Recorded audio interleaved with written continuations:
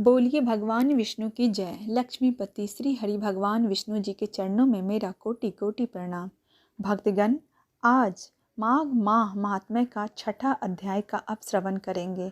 भक्तों, हर अध्याय को पूरी भाव भक्ति के साथ शुद्ध आत्मा मन पवित्र करके सुने, क्योंकि यह महीना बहुत ही पावन महीना है। इस महात्म्य की कथा से सुनने मात्र से जीवन में खुशियाँ अपार आती है। तो आज माघ माह महात्म्य का छठा अध्याय इस तरह है। पूर्व समय में सतयुग के उत्तम निषेध नामक नगर में हेमकुंडल नामक नाम वाला कुबेर के सहस धनी वैश्य रहता था, जो कुलीन अच्छे काम करने वाले देवता अग्नि और ब्राह्मण की पूजा करने वाला खेती का काम करता था। वह गौ, घोड़े, भैंस आदि का पालन करता था। दूध, दही, छाछ, गोबर, घास, गुड़, चीनी आदि अनेक वस्तु बेचा करता था, जिससे उसने बहुत सा धन इकट्ठा कर लिया था।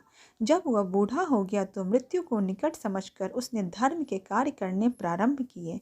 भगवान विष्णु का मंदिर बनवाया, कुआं, तालाब, बावड़ी, आम, पीपल आदि वृक्ष के तथा सुंदर बाग बगीचे लगवाए। सूर्योदय से सूर्यास्त तक वह दान करता। गांव के चारों तरफ जल की प्याव लगवाई। उसने सारे जन्म भर जितने भी पाप किए थे उनका प्रायश्चित करता रहा।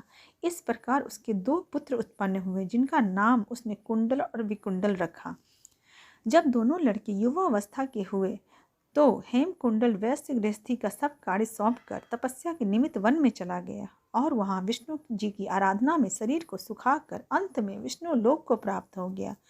उसके दोनों पुत्र लक्ष्मी के मत को प्राप्त होकर बुरे कर्मों में लग गए। वैश्यगामी बीना और बाजे लेकर वैश्याओं के साथ गाते फिरते थे। अच्छे सुंदर वस्त्र पहनकर, सुगंधित तेल आदि लगाकर, भाड़ और खुशा मदियों से घिरे हुए हाथी की सवारी और सुंदर घरों में रहते थे। इस प्रकार ऊपर बोए बीज के सदृश वह अपने धन को बुरे कामों में नष्ट करते थे। कभी किसी सत पात्र को दान आदि नहीं करते थे और ना ही हवन करते थे। देवता या ब्राह्मण जी की सेवा तथा विष्णु जी का पूजा भी नहीं करते थे। थोड़े दिनों में उनका सब धन नष्ट हो गया और वह दरिद्रता को प्राप्त होकर अत्यंत दुखी हो गए। भाई, जन, सेवक, उपजीवी सब इनको छोड़कर चले गए।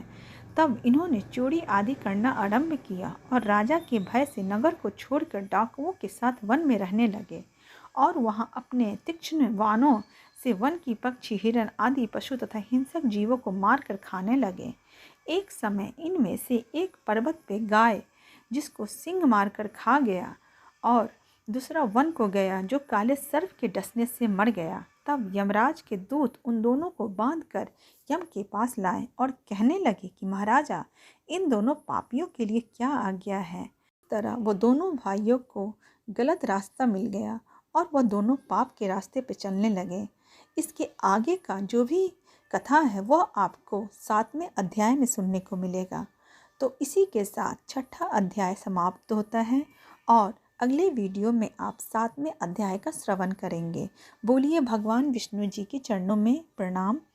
श्री हरि भगवान विष्णु जी की चरणों में कोटि कोटि प्रणाम। लक्ष्मीपति श्री हरि भगवान विष्णु जी के चरणों में कोटि कोटि प्रणाम।